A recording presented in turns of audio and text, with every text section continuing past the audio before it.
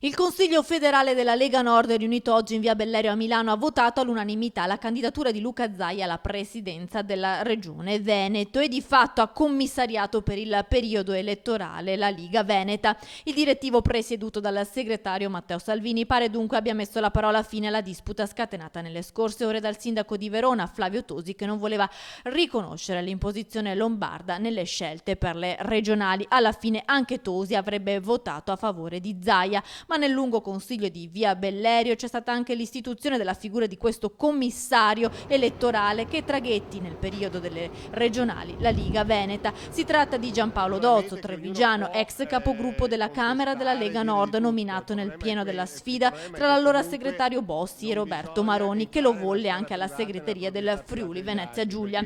Dozzo è stato sottosegretario all'agricoltura con Luca Zaia ministro, una figura istituzionale del Carroccio che però guarda caso era finito sotto la ghigliottina di Flavio Tosi nelle liste elettorali del 2013. Dunque non ci sarebbe l'espulsione del sindaco di Verona e nemmeno il commissariamento, ma solo una gestione temporanea affidata ad una terza persona durante la fase delle elezioni regionali per evitare ancora fratture, visto che giovedì 5 marzo dovrebbe tenersi il direttivo nazionale veneto.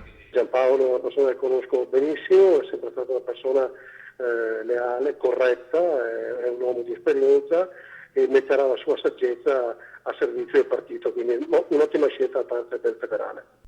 Il Consiglio federale della Lega avrebbe inoltre chiesto a Flavio Tosi di decidere tra il movimento e la fondazione a cui fa capo. È stata sancita infatti l'incompatibilità tra l'iscrizione alla Lega Nord e l'appartenenza ad altre organizzazioni e movimenti politici. Un chiaro riferimento alla fondazione Ricostruiamo il Paese di Tosi. Il Consiglio federale avrebbe dato al sindaco di Verona una settimana di tempo per decidere.